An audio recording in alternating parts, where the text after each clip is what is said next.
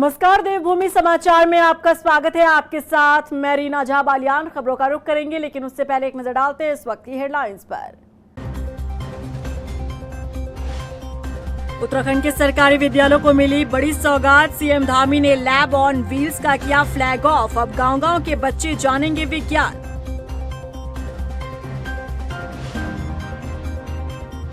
चमोली में स्वास्थ्य सचिव ने जांची चारधाम यात्रा की तैयारी। सड़कों, स्वास्थ्य केंद्रों और पार्किंग स्थलों का किया निरीक्षण। पर की आपदा प्रबंधन की तैयारी। उत्तराखंड के 8 शहरों में बनेंगी 23 खेल अकादमी। नेशनल गेम्स के बाद लेगेसी प्लान तैयार। दून के महाराणा प्रताप स्पोर्ट्स कॉम्प्लेक्स में बने आइस रिंक के भी बदलेंगे दिन। और देहरादून की सड़कों पर बड़ी संख्या में उतरे डीएलएड कर चुके युवा। शिक्षा मंत्री के आवास का घेराव करने की कोशिश। युवाओं ने मांगी नौकरी, आंदोलन की दी चेतावनी। चलिए बुलेटिन की शुरुआत कर लेते हैं।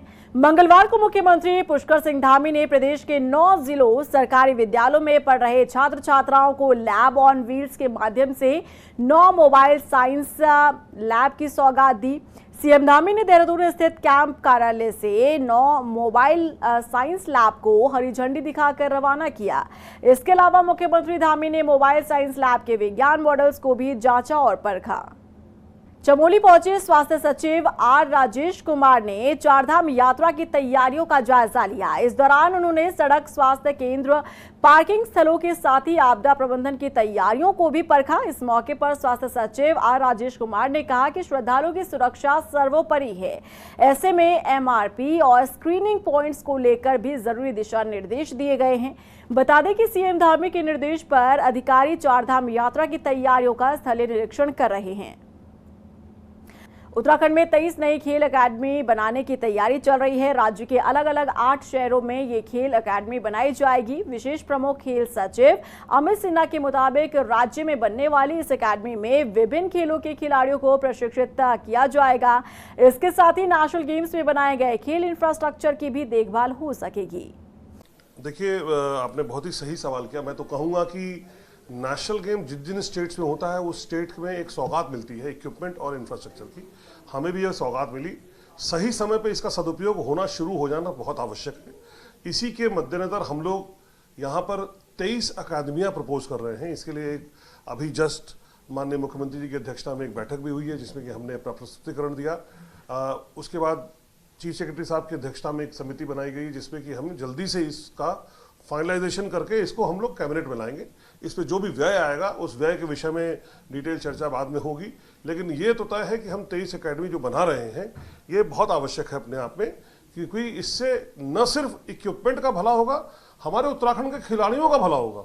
जो खिलाड़ी इस आस में बैठे हैं, जो खिलाड़ी यहाँ से छोड़ के अन्य राज्यों में पलायन कर गए हैं, एचपीसी और हाई परफॉर्मेंस सेंटर और अकेडमी तमाम चीज़ों में, उन सब को वापस हम लाने के लिए ये अकेडमी बहुत ही बढ़िया साबित होगी। वहीं इसके साथ ही देहरादून के महाराणा प्रताप स्पोर्ट्स कॉम्प्लेक्स में बने आइस रिंक के भी दिन अब जल्द बदलने वाले हैं। विशेष प्रमुख खेल सचिव अमित सिन्हा ने कहा कि इसे इसी साल फिर से शुरू कर लिया जाएगा और इसके बाद आइस हॉकिंग की ट्रेनिंग भी शुरू हो जाएगी। देखिए, स्केटिंग रिंग अगर देखा जाए तो भारत का कहीं नहीं, ये साउथ ईस्ट एशिया का ये अकेला कंप्लीट आइस हॉकी का अरीना है, जो कि इंडोर बना हुआ है। 2012 के बाद इसमें कोई गतिविधि नहीं हुई थी। हम लोगों ने इसके इक्विपमेंट में लगभग फाइनल स्टेज में हम लोग पहुंच गए कि जल्दी ही इस इक्विपमेंट को हम लोग ठीक कर लेंगे और पूरी मुझे उम्मीद है कि हम लोग इस वर्ष में ही आइस स्केटिंग भी चालू कर। जैसे वो चालू होता है तो हम लोग उसकी एकेडमी भी प्रपोज कर रहे हैं। देहरादून की सड़कों पर बड़ी संख्या में युवाओं ने प्रदर्शन किया। डीएलएड कर चुके युवाओं ने भर्ती की मांग उठाते हुए शिक्षा मंत्री धन सिंह रावत के खिलाफ हल्ला बोल किया और मंत्री के आवास का घेराव करने की कोशिश की। देखिए रिपोर्ट। देहरादून में युवाओं का प्रदर्शन। डीएलएड कर चुके युवाओं ने खोला मोर्चा। शिक्षा मंत्री धन सिंह रावत के खिलाफ हल्ला बोल।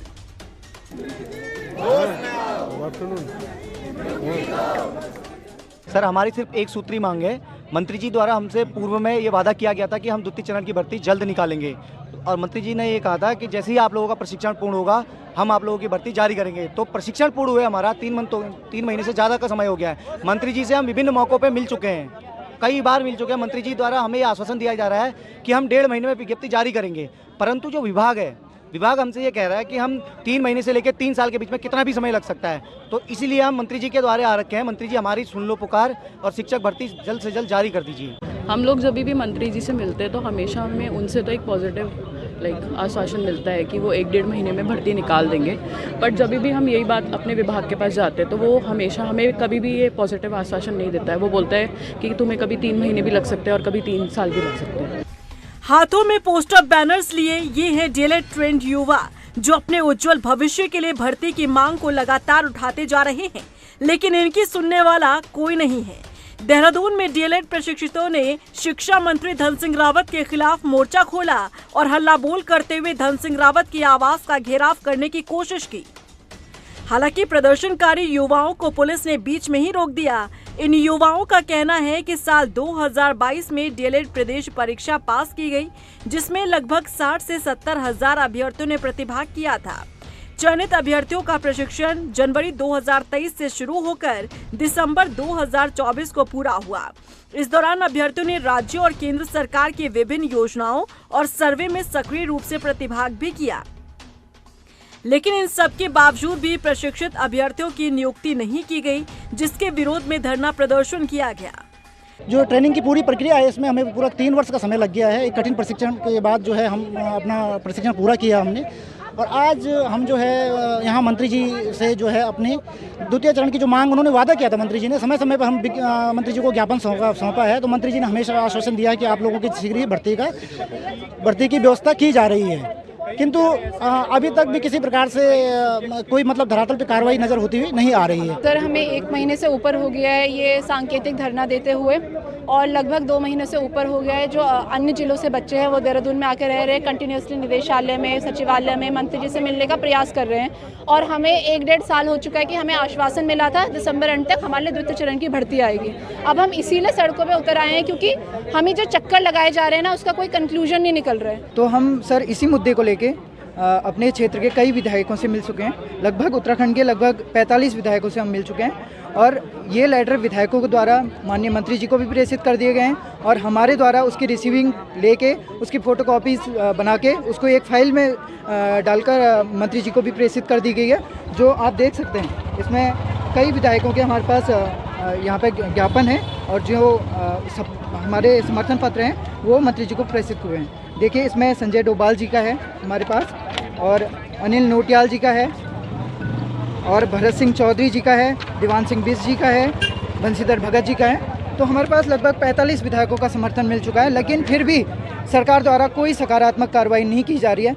इसे विडंबना ही कहेंगे कि उत्तराखंड के सरकारी स्कूलों में एक तरफ शिक्षकों की संख्या शून्य होती जा रही है, तो वहीं दूसरी तरफ शिक्षक बनने के लिए बेताब युवाओं को नियुक्ति नहीं दी जा रही है।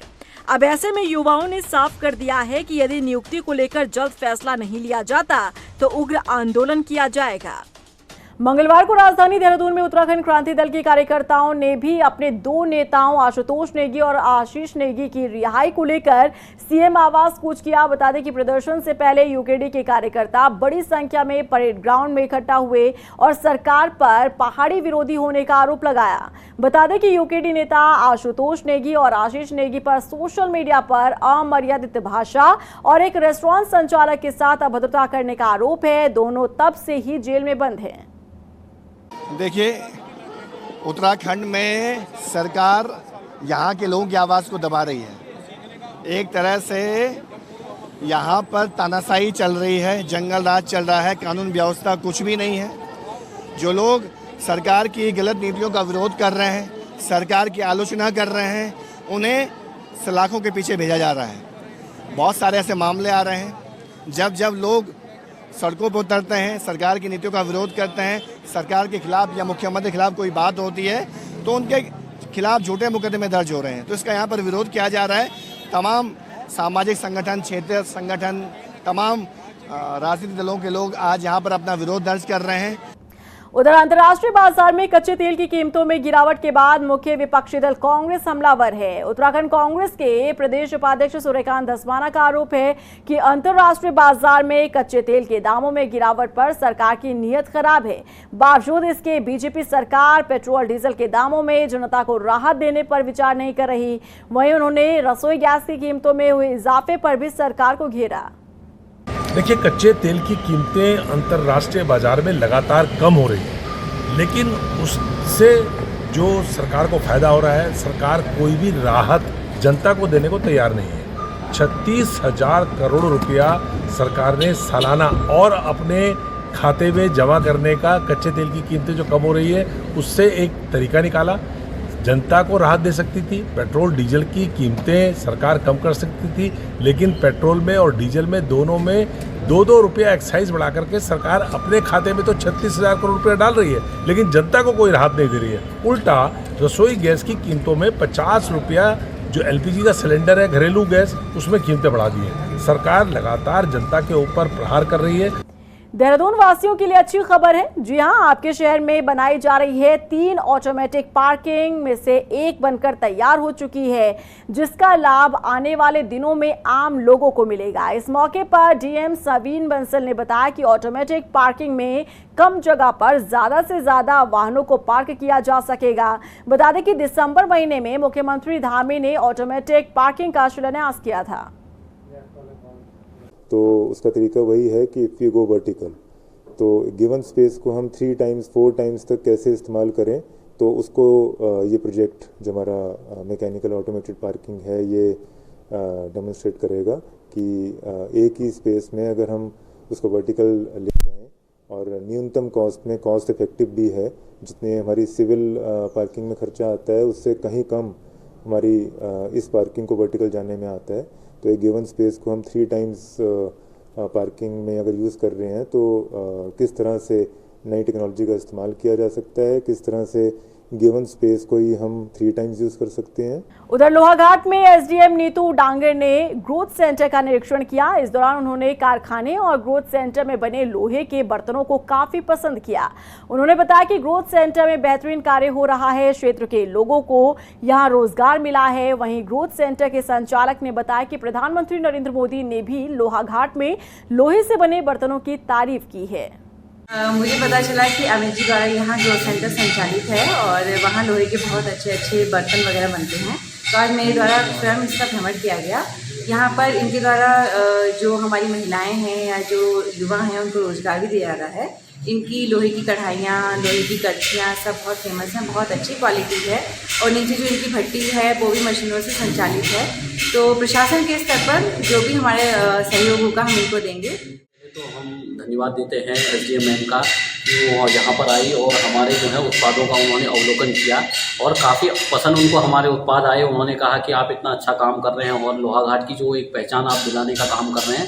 तो मैडम ने भी हमें आश्वासन दिया है कि हम जो है प्रशासन जो है पूरा सहयोग आपको देगा, जिस तरीके से आप इन उत्पादों को आगे पहुंचा सकते हैं और जो है नेशनल से लेकर इंटरनेशनल लेवल तक हम इसको पहुंचाने का काम करें और प्रशासन इनका पूर्ण सहयोग करे। कोटद्वार के मानपुर रोड पर पेयजल पाइपलाइन लीकेज होने से बिजली पोल से पानी बहने लग गया है। बिजली पोल से पानी बहता देख लोगों में अफरा तफरी मच गई। अधिशासी अभियंता अभिषेक वर्मा ने बताया कि विद्युत विभाग को पोल से लाइन कट करने के लिए कह दिया गया है। लाइन कट होते ही पाइप के लीकेज को बंद कर दिया जाएगा।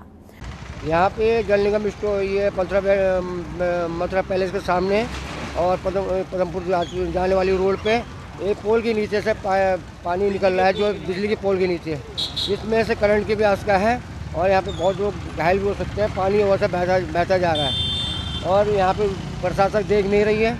हाँ, मानपुर क्षेत्र में बिजली के खंभे के नीचे पानी निकल रहा है, शायद वहाँ लाइन लीकेज हो गई है और जी को निर्देश दे दिए गए हैं। जी साहब जो है विभाग से बात कर रहे हैं कि लाइन को कट ऑफ करके और फ्रिज की जो लीकेज है उसको बना दिया जाए, जिससे कि कोई दुर्घटना न हो पाए। उधर दिनेशपुर में एक बाइक अनियंत्रित होकर बिजली के पोल से जा टकराई। इस हादसे में बाइक सवार की मौके पर ही मौत हो गई। कहा जा रहा है कि तेज रफ्तार की वजह से यह हादसा हुआ। ग्रामीणों ने बताया कि मृतक उदयनगर का रहने वाला है, मजदूरी कर अपना गुजारा चलाता था। सुबह करीब 5 बजे हम लोग टहलने जाते हैं, तो जब हम गए, हमारे साथ में हमारे भाभी थी और एक मामी थी, तो मैं तो सीधे आगे निकल गया था। तो आगे जब निकल गया तो आगे नारायण की बहू आ रही, तो हम बात करते करते फिर वापस आ रहे, तो हमारे भाभी ने देखा कि गाड़ी पड़ी है। तो अब मैं दौड़ के आके देखा गाड़ी तो नहीं, गाड़ी के ऊपर एक्सीडेंट का कोई मरा पड़ा था। तो हमने देखा तो मर गया। उसके बाद जो है हमने साइड में मनोज का घर है, उनको बुलाया, सबको बुलाया, इकट्ठा किया। उसके बाद हमने प्रधान को फोन किया, फिर पुलिस वालों को फोन किया, तब जाके बाद में सबको पता चला। और इसी के साथ फिलहाल इस बुलेटिन में बस इतना ही, लेकिन चलते चलते एक नजर डालते हैं इस वक्त की हेडलाइंस पर। उत्तराखंड के सरकारी विद्यालयों को मिली बड़ी सौगात, सीएम धामी ने लैब ऑन व्हील्स का किया फ्लैग ऑफ। अब गांव-गांव के बच्चे जानेंगे विज्ञान।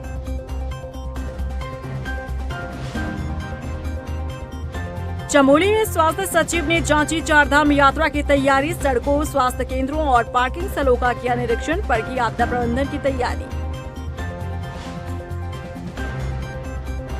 उत्तराखंड के 8 शहरों में बनेंगी 23 खेल अकादमी। नेशनल गेम्स के बाद लेगेसी प्लान तैयार, दून के महाराणा प्रताप स्पोर्ट्स कॉम्प्लेक्स में बने आइस रिंक के भी बदलेंगे दिन। और देहरादून की सड़कों पर बड़ी संख्या में उतरे डीएलएड कर चुके युवा, शिक्षा मंत्री के आवास का घेराव करने की कोशिश, युवाओं ने मांगी नौकरी, आंदोलन की दी चेतावनी।